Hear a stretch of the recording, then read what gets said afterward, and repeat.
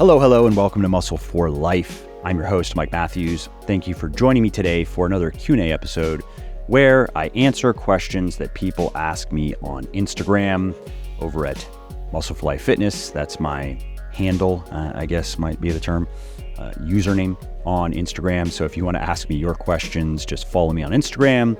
Every couple of weeks, I put up a story, and I put up stories semi-regularly, but every couple of weeks I put up a story specifically for this, where I add the little ask me a question sticker. People submit questions, I go through them. I pick ones that I find interesting or topical, ones that I haven't already answered a billion times before, and I answer them briefly there on Instagram, posting the answers to my stories, and then I bring everything over here to the podcast because I can answer the questions in more detail. And so in today's episode, I answer quite a few questions. I answer a question regarding Legion and creatine. Is Legion going to be selling a standalone creatine product? I answer a question regarding AI and the purported threat to humanity. A question about sleep. Is it better to wake up later and to get enough sleep, or to wake up at your normal time and be under-rested? Or is there something else you can do? The hyperextension exercise. Is it a good exercise? Many people advise against it. Why? An efficient way to grow legs that don't want to grow. Tall, lanky, stubborn legs. There's another question regarding creatine and breastfeeding. My thoughts on conjugate training, my thoughts on Mike Mentzer's training, and more. This episode is sponsored by me, because I don't have any show sponsors, because I have never had any show sponsors and probably never will, because I would rather you just check out my stuff, check out my books, check out my sports nutrition company, Legion, which currently is holding its big spring site-wide sale over at www.mfl.show/spring. And that means that for the next few days, you can buy one, get one 50% off site-wide. All of our products, every supplement, buy one, get one 50% off. And you are going to get a $10 gift card on orders over $99. And that's good toward anything in our store, as well as a $20 gift card on orders over $149. And if you don't want to go BOGO, we have more. We also have discounted our stacks up to 40% off. And so that means you can save up to 40% on some of our most popular supplements bundled by goal, like building muscle or improving health or improving recovery, accelerating fat loss, and so on. So if you like what I'm doing here on the podcast and elsewhere, and if you like 100% naturally sweetened and flavored sports supplements with clinically effective ingredients and doses, and that doses point is important. It's not just the ingredients, but it's how much. And finally, if you like to save money, then again, head over to www.mfl.show/spring. Check out everything Legion has to offer, see what catches your fancy, save big on it, and enjoy. Alessi15 asks, Legion creatine? Yes, we are going to sell creatine as a standalone product, but first we are going to upgrade Recharge, which is our post-workout supplement with creatine. I want to add at least one more ingredient, see if I can get two more ingredients into it, just to make it clearly more valuable than just the creatine. And yeah, so once Recharge is upgraded, we are then going to release a standalone creatine product. Ab Waite asks, what inspires you? Work-wise, creating stuff. I like creating intellectual properties in particular, but I guess generally I like creative work. So in the context of business specifically, I most enjoy stuff related to marketing, because that is the most creative area of activity in a business. And it's also the most valuable area of activity, because marketing includes not just getting people to buy your stuff, but it also includes the whole process of creating products and services that people want to buy. And so you have the creation of the products and services, and then you have the selling of the products and services. I mean, that's the core of business. Without those things, you don't have a business. Black Kevin asks, why the lack of podcasts lately? So this was asked probably a month or two ago, just to give some context, when I switched from 3 episodes of the podcast per week to 1. And I did that to free up time for other work projects. And so far, it hasn't had much of an impact on the podcast's total monthly plays or average rankings in the charts. And so I have stuck with it. Achera asks, is AI a real threat to humanity? Yeah, it absolutely does pose a threat. It can cause major problems, especially if it's in the hands of the many psychopathic control freaks of the superclass who openly advocate for a global technocracy and a post-human future. If those people aren't stopped, then humanity as we know it may no longer exist in the next 30 to 50 years, and AI will be one of the technological weapons wielded against humanity to bring that about. Ed Fritsch asks, if you're going to have a late night, what's better? Consistent wake-up time or 7+ hours of sleep?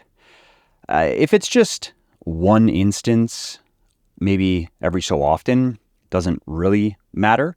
However, I prefer the same wake-up time plus maybe a 30 to 45 minute nap around noon or maybe 1 p.m. so long as together my sleep from the night before plus my nap gives me at least something around 6 hours of sleep, because occasionally not getting enough sleep, even if it's once a week, let's say on average, is not going to negatively affect your health. It would be like missing a workout once a week, or not following your meal plan once a week, not eating enough vegetables once a week. So long as you generally don't miss workouts, so long as you generally eat your vegetables, what you do every so often doesn't matter. Anyway, though, if I did not sleep nearly enough in the night before, and so let's say the night before plus a nap is going to be less than 6 hours or less than 5.5 hours, if that is only going to get me to, let's say, 4 or 4.5, maybe 5 hours, then I would probably do both. I would sleep maybe an extra hour. So I would move my alarm ahead an extra hour, plus I would do the 30-minute nap around 12 or 1 p.m. Again, just to get me up to that total sleep, including the nap, of something around 6, maybe 6.5 hours. And the reason why you generally want to make sure that you get at least 5.5 or 6 hours of sleep at night, and then you can supplement that with a nap if you just need a pick-me-up, is that will meet your body's core sleep needs, which means that you are going to get a significant amount of deep sleep. And that's particularly important for brain health and brain function. And research shows that so long as you get your core sleep, get that 5.5 to 6 hours of sleep, you should generally be fine. Maybe you feel a little bit under-rested the next day, and maybe your mood is a little bit impaired, but you should be able to perform fairly well, physically, mentally. Now, that's not to say that you should consistently get just 5.5 to 6 hours of sleep per night, but if it does happen every so often, once a week, maybe twice a week, it's not something to be concerned about. H.M. Eifert asks, that exercise for lower back, some people advise not to do. Why? So this was a hyperextension. That was the exercise I was doing. Now, many people do it incorrectly, and that is why it is sometimes advised against. And the most common mistake that people make with the hyperextension is they hyperextend their lower back at the top of each rep, which seems right given the name, but it's not. You don't want to hyperextend at the top of the hyperextension. You want to end the rep when you are in a straight line, when your torso and your lower body are aligned with each other. Similar to when you were at the top of a deadlift. You don't want to hyperextend. You stop when you are standing straight up and down. Also with the hyperextension, you don't want to round your lower back at the bottom. You want to keep it in a neutral position, similar to how you would keep your back when you're squatting and deadlifting. You want to feel that tension in your hamstrings. You don't want to release that tension by rounding your lower back. HP Lifts asks, most efficient way to pack on size on tall log legs. So just work up to this 2 times per week. 3 hard sets, meaning sets taken close to failure, 1 or maybe 2 good reps left, hard sets. 4 to 6 reps per set of a squat of your choice. It could be a barbell squat, back squat, front squat. It could be a safety bar squat, or it could be a machine equivalent. It could be a belt squat. It could be a pendulum squat. It could be a hack squat, and so on. And then after that, do 3 sets of 6 to 8 or 8 to 10 reps of a hamstring isolation exercise of your choice, a seated curl, a lying curl, glute ham raise, so forth. And then do the same 3 hard sets of 6 to 8 or 8 to 10 reps of a quads isolation exercise, like a leg extension. And if you work up to that 2 times per week, which means first you got to work up to 1 time per week. And then once you've been doing that for probably at least a couple months, and that is no longer producing pronounced soreness, and you feel ready to do more, then you start with your second session for the week. However, don't just repeat the first workout. Don't jump from just doing it once a week to doing it in its entirety twice per week, because that's a huge increase in weekly volume, and you're probably going to run into issues related to recovery. And so what I would recommend instead is on that second leg session, start with just the 3 sets of the quads isolation exercises, and do that for probably about 4 weeks or so. Then add in the 3 sets of the hamstring exercises. Do that now for anywhere from probably 2 to 4 weeks until you feel like, again, you are not excessively sore and you are fully recovering from those extra sets, those extra weekly sets. And then once you are now consistently doing the 6 sets in this extra session, then add in the 3 hard sets of the 4 to 6 reps of the squat. Add that last, because that is the most difficult to recover from. And then once you are doing those workouts in their entirety twice per week, stay patient, eat plenty of food, get enough sleep, and do it for many months, and your legs will grow. I promise you. Jacob Ziegler asks, when memes? So he's referring to my Instagram stories, which sometimes are full of memes and sometimes are completely devoid of memes. And that's because my meme dealer has lost his nerve. I guess he gazed too long into the 4chan abyss. But this has happened before. He will regain his wits, and then I will have memes again.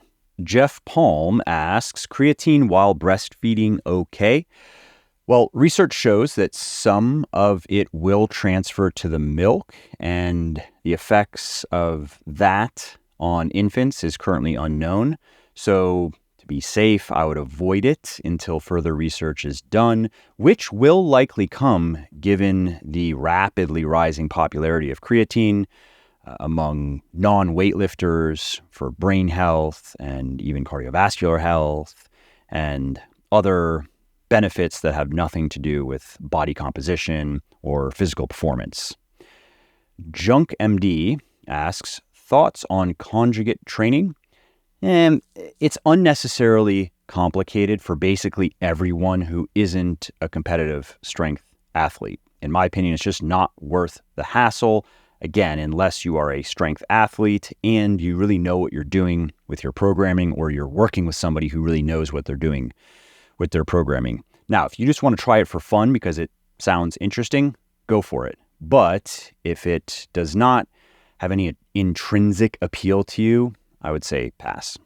Hey there, if you are hearing this, you are still listening, which is awesome. Thank you. And if you are enjoying this podcast, or if you just like my podcast in general and you are getting at least something out of it, would you mind sharing it with a friend or a loved one or a not so loved one even who might want to learn something new?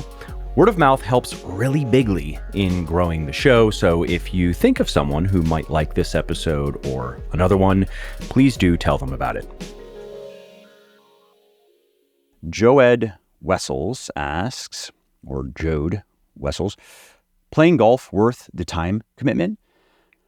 Well, I'm currently out of golf. I go in and out of golf. I'm in my out of golf phase because I don't want to give it the time that it takes.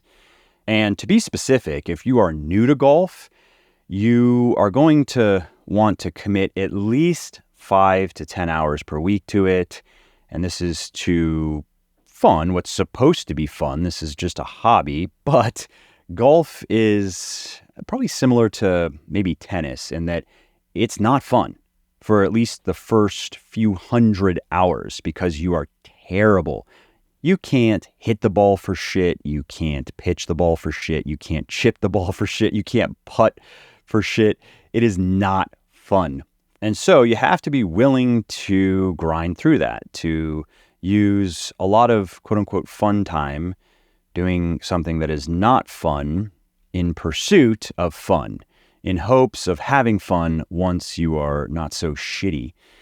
But if that makes sense to you, then yeah, I would say it's worth the time commitment, because if you can get through that phase and you can learn to actually play the game, and you will feel like you are actually playing the game once you are consistently shooting in the 80s, at least that's how it was for me. And then it can be a lot of fun. Chris San Diego 93 asks, do you use the same split that you promote in your book, or do you do something else? I have been doing more or less exactly what's in my books, including the workouts in the bonus material, for over 10 years now, starting with Bigger, Leaner, Stronger, and then moving on to Beyond Bigger, Leaner, Stronger. And then for the last 6 months or so, maybe 8 months, I've been back to Bigger, Leaner, Stronger, the 3-day per week program, more or less exactly as it's laid out in the book, basically push-pull legs with a little bit of extra bodybuilding work, because I'm in a maintenance phase, whereas previously for 2 or 3 years, I was pushing for progress. I was training 5 days per week, Beyond Bigger, Leaner, Stronger, doing it exactly as it's laid out in the book and the bonus materials, and did well with that, hit PRs and gained some muscle. I'm more or less at the end of my genetic rope for muscle growth, but I certainly gained muscle along with gaining a fairly significant amount of strength. And now I'm in the gym 3 days per week, again, push-pull legs, Bigger, Leaner, Stronger, straight out of the book basically, which is more than is needed strictly for the purposes of maintenance. If I wanted to do the absolute minimum amount of work to maintain most of my muscle and strength, I could get away with probably 1 to 2 workouts per week, but a bit more is better for the purposes of health. And I like getting in the gym 3 days per week, Monday, Wednesday, Friday. I do cardio on the other days. It's a good routine. It works for me. So that's what I'm doing. Lance Lotward asks, best exercise to build high traps? Weighted shrugs, full range of motion, no momentum, control each rep, pause at the top. That's also a good tip for calf training, is a pause at the top of each rep and a pause at the bottom of each rep. And this is specifically for calves, so you get that full stretch.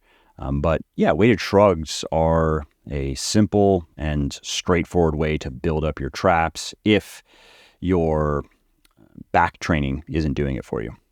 Lee Bailey asks, what is the hardest thing about doing hard things? Really, it's just the first 10 minutes. If you can get through the first 10 minutes of just about anything, it gets very easy to keep going. Lyndon Sepp asks, why has Lunar been out of stock for a long time? So now Lunar is back in stock, but at the time it was out of stock because we were reformulating it and we were changing the form from a powder that you had to mix with water, which I don't like to do before I go to bed. I stop drinking liquids a couple hours before bed just to minimize pee interruptions in the middle of the night. And so we went from the powder to chewable tablets. And if you want to check Lunar out, you can find it over at buylegion.com, buylegion.com/Lunar. Mike Gallego asks, can you do a podcast on the topic of exercise mimetics, dangerous future ahead? That could make for an interesting interview. Actually, I'll make a note of that. But yes, in the future, there will be two types of people. There will be the people who get the benefits of exercise through exercise, and the people who chase the benefits of exercise through drugs. And so many of the world's problems are going to be caused by the latter. Miss Danny Ryan asks, how many times a day do you think about the Roman Empire? Wait, Rome fell? When did that happen exactly? Because what roadways do you roam? What language do you speak? What monuments do you revere? Tell me, are you not Roman? Sasha Sherbak asks, best squat variation for a knee injury? Box squat can be great. A wide stance squat with your toes turned out to 20-ish degrees can work well. A front squat, that's also back friendly. A safety bar squat, which you can rig with a regular bar and straps. You can just search online to find videos. If your gym doesn't have a proper safety bar, which most gyms don't. The goblet squat, another good alternative. And maybe a split squat, regular or Bulgarian, depending on what's going on. But between all of those variations, you should be able to find something that doesn't continually aggravate the problem. But if none of those variations work because they just cause too much pain, then find something else. You want to find something that causes, it doesn't have to cause no pain depending on what the situation is. It just can't cause significant amounts of pain. If it causes a little bit of discomfort, and again, asterisking this with it depends what type of injury we're talking about, but let's say it's a repetitive stress injury, which is going to happen. You lift weights for long enough, you are going to develop these annoying, nagging RSIs. And the most important thing you can do to get rid of them is to not continually aggravate them. And so, let's say on a scale of 1 to 10, a pain scale of 1 to 10, you're looking for a 1, 2, maybe a 3. But once it gets into the 4, 5 plus, that's too much. It's just going to prolong the problem. And so if squatting, any type of squatting, is producing a 4, 5 plus amount of pain in your knee or anywhere, just do something else. Find something that does not produce much pain, maybe just a little bit of discomfort, and then stay patient. Wall Crawler asks, Mike Mentzer keeps popping up lately. What are your thoughts on his way of training? I actually have a podcast coming on this because I'm getting asked quite a bit about this because his training methods have had a bit of a resurgence online. And I know I've addressed this previously on the podcast here in Q&As, but I'll just quickly answer again. There are several things that I don't like about Mentzer's approach in the context of most people rather than enhanced and genetically gifted bodybuilders. So one thing I don't like is the lack of volume. It's very low volume training. Another thing is the overemphasis on achieving failure. Training to failure is a useful tool, and it is not as detrimental as some people would have you believe.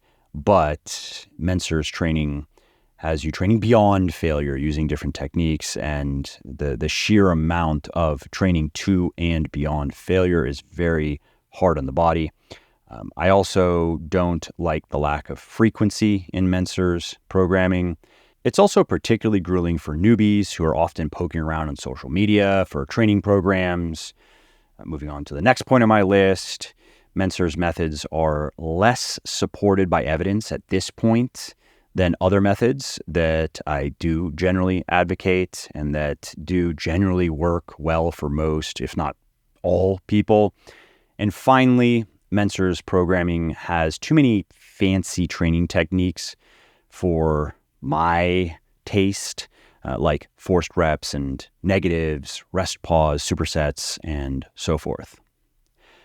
W.F. Turnage asks, thoughts on microdosing pulse throughout the day?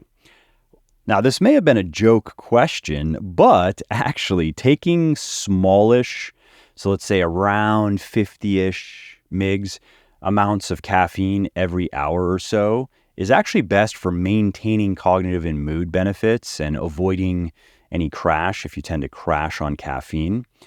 So if that's why you are taking Pulse, if it's not for an acute performance benefit, if it is for cognitive benefits and emotional benefits, and if you want to extend those benefits throughout the day, then yeah, actually microdosing it is the way to go. But if you want to use it as a pre-workout and you want to have a better workout, you're going to want to have a larger amount of caffeine plus everything else that's in Pulse, 30 or 45 minutes or so before you train.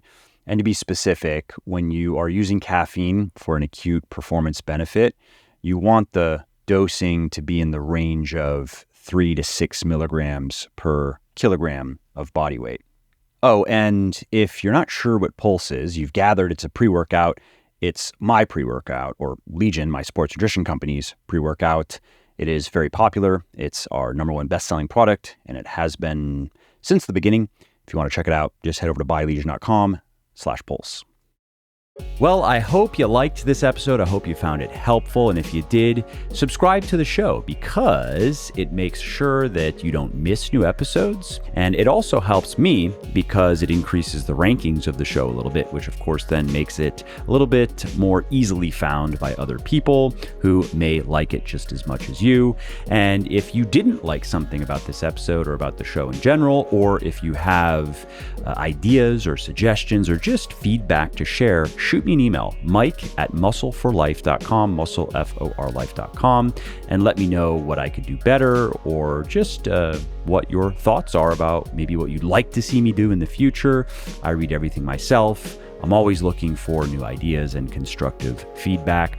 So thanks again for listening to this episode, and I hope to hear from you soon.